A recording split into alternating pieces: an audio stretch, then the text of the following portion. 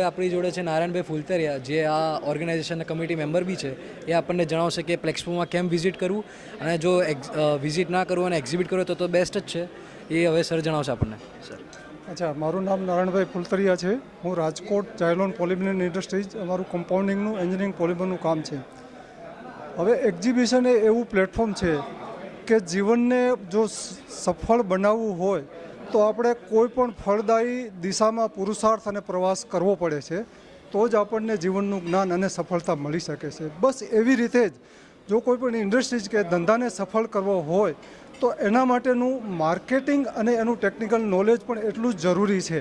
હવે આ નોલેજ અને માર્કેટિંગ માટે જો આપણે દિશા વગરના, સરનામા વગરના ગમે ત્યાં અડિયા કાઢીએ કે દોડીએ તો એ પુરુષાર્થ ઘણો બધો કરવો પડે છે અને સફળતાને ઘણી વાર લાગે છે. આ બંનેનો સમન્વય જો આપણને મળી જતો હોય તો એક્ઝિબિશનમાંથી જ મળી જાય છે કે એક જગ્યાએથી માર્કેટિંગનું સ્થળ પણ મળે છે અને નોલેજ પણ મળે છે, વેચાણની તક પણ મળે છે અને ખરીદની તક પણ મળે છે. એટલે exhibition is the best place to success the industries and hour profession.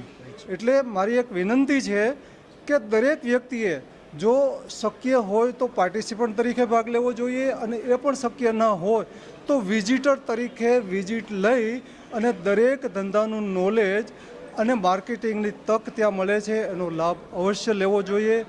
દરેક ધંધાર્થીને, ઇન્ડસ્ટ્રીઝના માલિકને અને વેપારમાં, વ્યવસાયમાં હોય દરેકને મારી વિનંતી છે અને રિક્વેસ્ટ છે કે આ તકને ચૂકશો નહીં.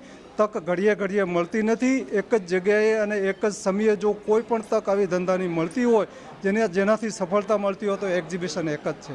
અને આ ગુજરાતનું ગૌરવ છે કે આ એક્ઝિબિશન ગુજરાતની આંગણે અને ગુજરાતનું એક લીડિંગ એક્ઝિબિશન છે કે જેમાં વિદેશીઓ પણ પાર્ટિસિપન્ટ છે. તો જરૂર ને જરૂર પધારજો. કોઈ પણ મુલાકાત તમારી એક સફળ અને ફળદાયી બની રહેશે એવી મારી દરેકને નમ્ર વિનંતી છે.